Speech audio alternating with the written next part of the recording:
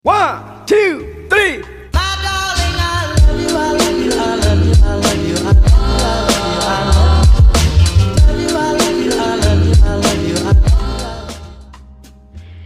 Meron isang number one cause ng disappointment para itong langaw na nakapatong sa atin.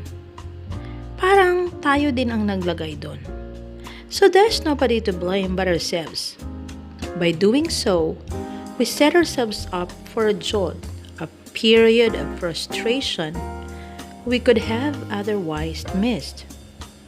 Well, I'm referring to the disease-carrying insect of expectations. Tama, expectations, isa sa mga dahilan kung bakit tayo nadidisappoint.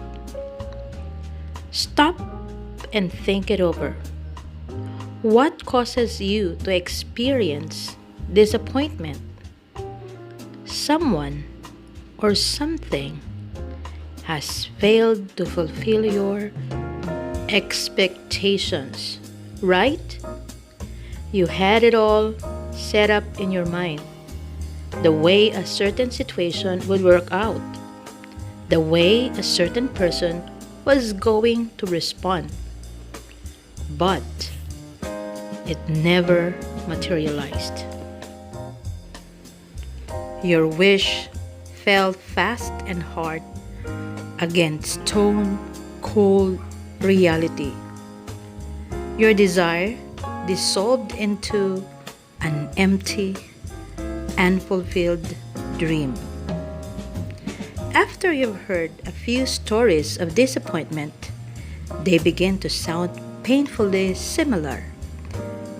As you spin your records in your memory, you could hear several sad songs from different voices. Ito lang naman ang mga listahan ng mga naririnig mo sa gilid-gilid o kung saan-saan ng mga expectations that turned out into disappointments. 1. I'm not happy in my work. When I got the job, I never realized it would be like this.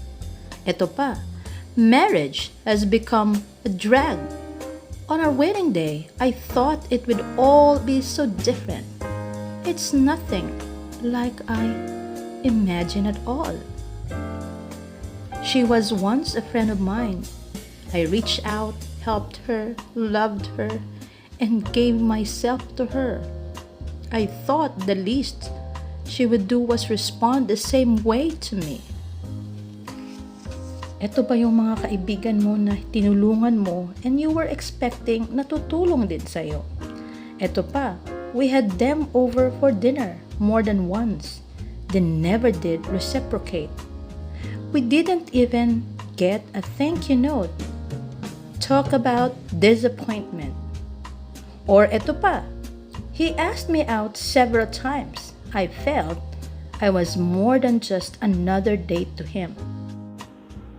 I really anticipated a deepening romance, but it never occurred. I was hurt. Isa lang yan, you were expecting too much from someone. Man, I chose this college thinking it would provide me with an ideal education. Now, here I am, a senior, but I am not nearly as prepared as thought I would be. Or eto pa, the discipleship group was nothing like I expected. I anticipated one thing and got another. Could you hear complaints? Yes, eto pa yung iba. We came to this church with high hopes, expecting great things. We threw ourselves into the program without reservation. Now, we're disillusioned with the whole thing. Or, yung bang papalit-palit ka ng churches kasi you were expecting that it would be perfect. Or minsan, ito pa yung mga echoes in your environment na naririnig mo. Ito't man ang mga complaints and disappointments ng mga parents. Glad we had children? Hardly, you know. We thought having kids was going to be fun. A downhill slide. You can't imagine how happy we are to see them leave the nest. They really let us down. To you were expecting too much from your children, that in return they needed to provide for you. Or in-expect mo that they will be super achiever just like you.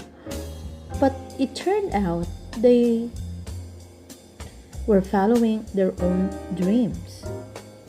Or ito naman yung iba na mga disappointments na naririnig mo.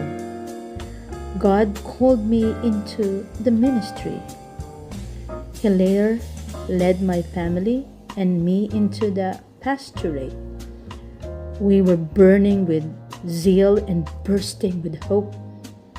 But after 10 years, the fire's gone out. The delight just isn't there anymore.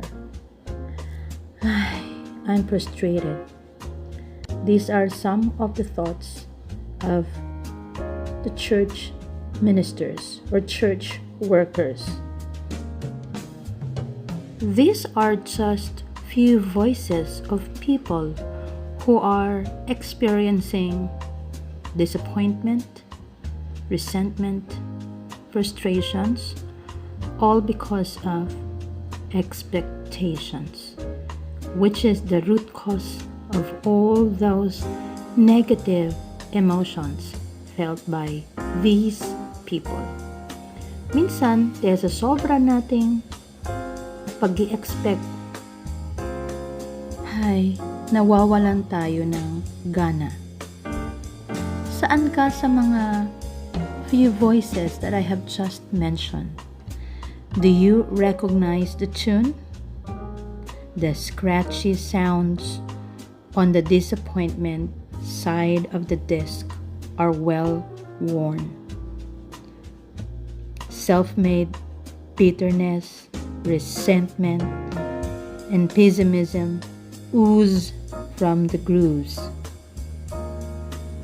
It's played year after year, and we've all heard it or sung it.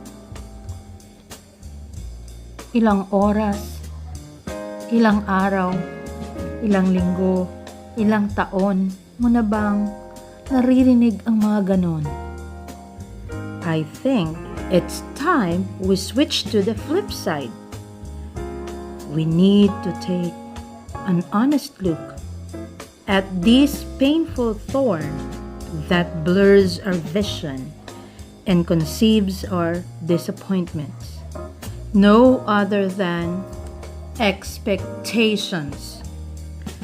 We erect mental images which are either unrealistic, unfair, or biased.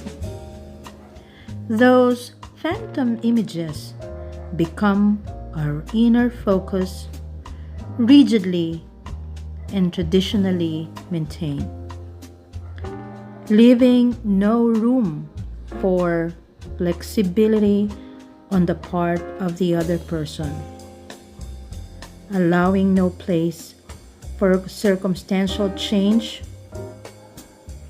or surprise. We set in mental concrete the way things must go. When they don't, we either tumble or grumble, or both. We tumble and grumble. Which is more painful because of the word expectation. Mas lalong sumasakit dahil wala pa nga, we were already creating a mental outcome of the things that we have been doing.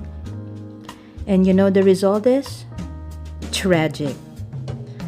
As a radius of toleration is reduced, our willingness to accept others' imperfections or a less than ideal circumstance is short-circuited. And, worst of all, the delightful continuity of friendship is strained. The chain of obligation built with the links of expectation binds us in the dungeon of disappointment. Once we oblige other people to do the things what we're doing to them, doon pumapasok ang disappointments. We just do things all because we love them, not because we expect them to do the same thing that we have been doing to them. With all due respect, I suggest that we should give one another stretching space, the room to respond and react in a variety of ways, even as our infinite Creator molded a variety of personalities. Let's think this way. There are people who reciprocate things in a different way. There are those through giving. Some would give time to you but won't give gifts. There are those who would just simply adore you and appreciate everything that you do to them. Or meron naman ibang pagsisilbihan ka nila. Or meron namang iba, they would just be there beside you to keep you warm and show that you are cared.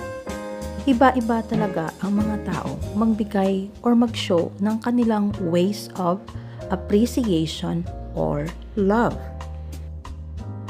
One way to change our disappointments into joy or happiness, this requires a ritual burning of our list of expectations.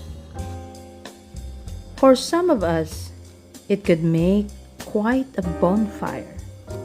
It will also mean we stop anticipating the ideal and start living with the real, which is always checkered with failure, imperfection, and even wrong. As stated in Galatians chapter 5 verses 13 to 14, you, my brothers and sisters, were called to be free, but do not use your freedom to indulge the flesh. Rather, serve one another humbly in love. Now, remove those expectations and let the relationship be.